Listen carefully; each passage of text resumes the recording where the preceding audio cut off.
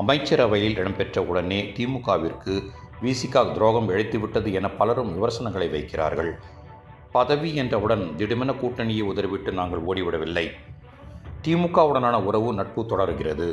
தாவேகாவிற்கு ஆதரவு அளித்து 10 நாட்கள் கழித்துதான் அமைச்சரவையில் இடம்பெறுவது என்ற முடிவை நாங்கள் எடுத்தோம். திருமாவளவன் பேட்டி. ஒடுக்கப்பட்ட மக்களின் உரிமைக்காக போராடிய இரட்டைமலை சீனிவாசனின் 167வது பிறந்த நாளான இன்று சென்னை கிண்டியில் உள்ள காந்தி மண்டபத்தில் அமைந்துள்ள இரட்டைமலை சீனிவாசன் அவர்களின் நினைவு மண்டபத்தில் அரசியல் கட்சியினர் அவருக்கு மரியாதை செலுத்தினர். அந்த வகையில் விடுதலை சிறுத்தைகள் கட்சி தலைவர் தொல் திருமாவளவன் மரியாதை செலுத்தினார். அதனைத் தொடர்ந்து அவர் செய்தியாளர்களை சந்தித்தார். அப்போது அவர் கூறியதாவது: செம்மாந்த வீர வணக்கத்தை செலுத்துகிறோம். தமிழக அரசியலில், ஏன் அகில இந்திய அரசியலில் பெரிய தாக்கத்தை ஏற்படுத்திய ஒரு போராளி திராவிடமணி இரட்டைமலை சீனிவாசனார்.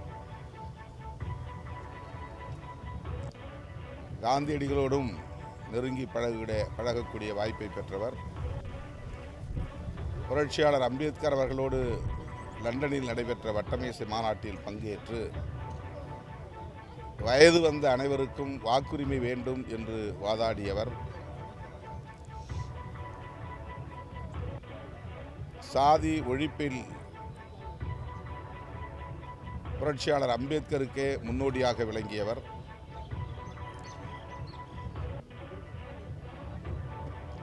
பறையன் என்னும் பெயரில் ஒரு இதழ் அவர் நடத்தினாலும் அவருடைய இலக்கு சாதி ஒழிப்பாகத்தான் இருந்தது. இன்றைக்கு நாம் தலித் என்கிற சொல்லை எந்த பொருளில் உச்சரிக்கிறோமோ அந்த பொருளில்தான் இரட்டைமலை சீனிவாசன் அவர்கள் இந்தியா முழுவதும் இருந்த தீண்டப்படாத மக்களை குறிக்கும் பொது சொல்லாக பறையன் என்கிற சொல்லை பயன்படுத்தினார். ஒரு குறிப்பிட்ட தமிழ்நாட்டில் உள்ள ஒரு குறிப்பிட்ட சாதியின் அடையாளமாக அதை அவர் முன்னிறுத்தவில்லை. அந்த காலத்தில் ஷெட்யூல் காஸ்ட் என்கிற சொல்லும் பயன்பாட்டில் இல்லை, புழக்கத்தில் இல்லை. அன்டச்சபிள்ஸ் என்கிற தீண்டப்படாதவர்கள் என்கிற சொல்லாடல் தான் அன்றைக்கு அதிகார வர்க்கத்தினரிடம், ஆளும் வர்க்கத்தினரிடம் புழக்கத்தில் இருந்த ஒரு சொல். அப்போது ஒடுக்கப்பட்ட மக்களை ஓரணியில் திரட்டுவதற்காக அவர் எடுத்துக்கொண்ட முயற்சி மகத்தானது.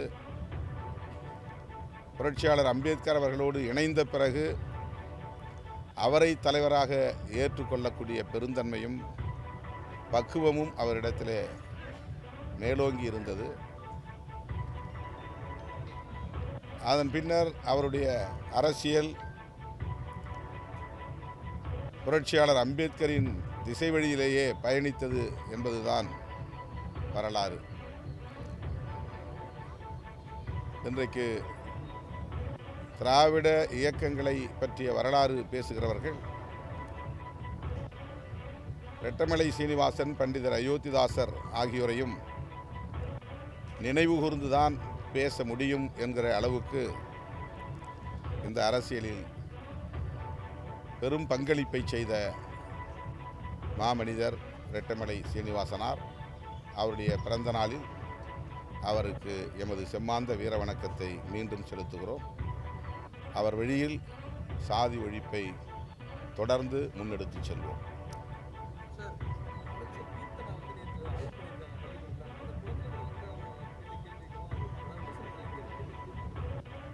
என்ன சொன்னாங்க தெரியல, நான் பார்க்கல.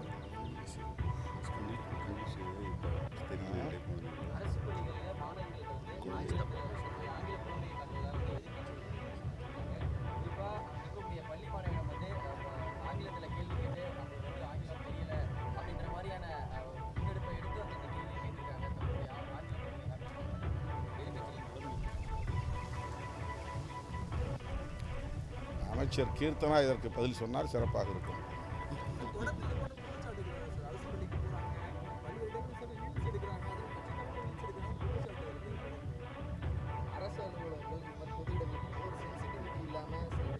அமைச்சர்களே ரொம்ப ஒரு தவறான ஒரு முன்னுதாரணமாக இருக்கின்றது. சென்சிபிளாக இருக்கும் அப்படின்றது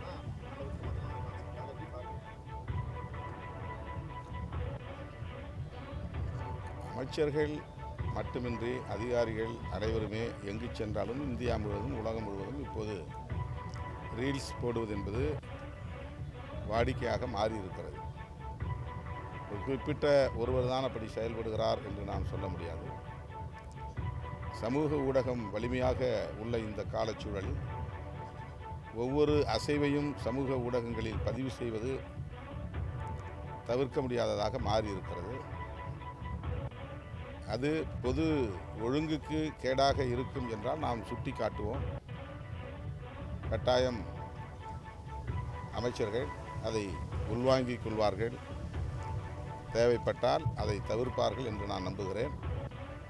நீங்கள் சொல்லுகிற எந்த காட்சியையும் நான் பார்க்கிற வாய்ப்பு எனக்கு கிடைக்கவில்லை, பார்க்க இயலாமற் போய்விட்டது. ஆகவே அது குறித்து மேலும் கருத்து சொல்ல எதுவும் இல்லை. அது போதும், அது கேள்வி பாருங்க. அவங்க விளக்கத்தையும் நான் பார்க்கல. அவங்க விளக்கத்தையும் நான் பார்க்கல.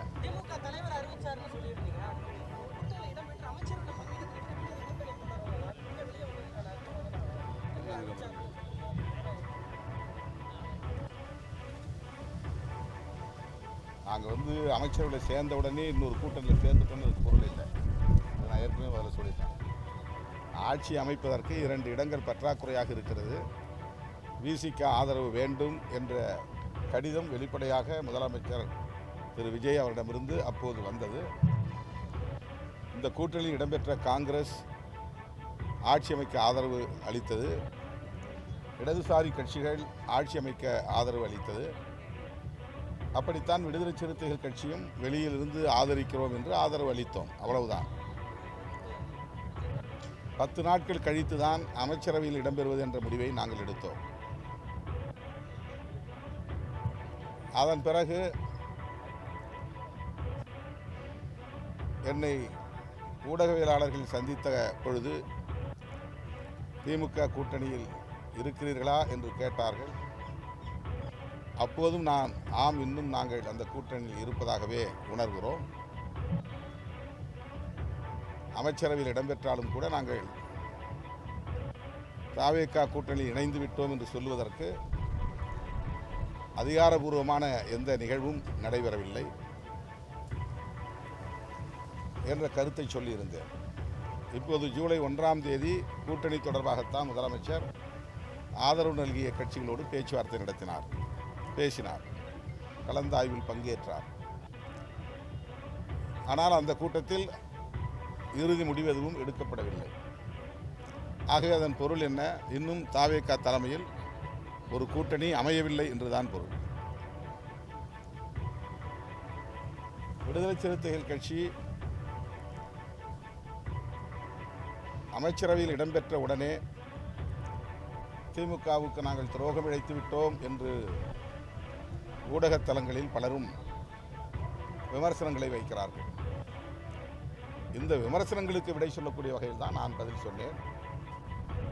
அப்படி நாங்கள் பதவி என்றவுடன் திடுமென ஒரு கூட்டணியை உதறிவிட்டு ஓடிவிடவில்லை. எடுக்கிற முடிவுகள் ஒவ்வொன்றையும் அப்போது கூட்டணி தலைமை என்கிற முறையில் அண்ணன் ஸ்டாலின் அவர்களிடத்திலே கருத்துக்களை பகிர்ந்து கொண்டோம். அவரை சந்தித்தும் பேசியிருக்கிறோம். அதைத்தான் நான் சொன்னேன். அந்த உறவு தொடர்கிறது, அந்த நட்பு தொடர்கிறது. அவருடைய கவனத்திற்கு சென்று கருத்துக்களை பகிர்ந்து கொண்டு அதன் பிறகுதான் ஆதரவு நல்கினோம் என்கிற வகையில் ஆமாம், இன்னும் திமுக கூட்டணியில் தான் தொடர்கிறோம் என்று பதில் சொன்னோம். அது அப்படியே இருக்கிற நிலையில் விடுதலை சிறுத்தைகள் கட்சியிலிருந்து அதிருப்தி அடைந்த ஒரு முன்னணி பொறுப்பாளரை திமுகவில் இணைத்தது எங்களுக்கு அதிர்ச்சி அளித்தது. அந்த அதிர்ச்சியை நான் வெளிப்படுத்தினேன். அவ்வளவுதான்.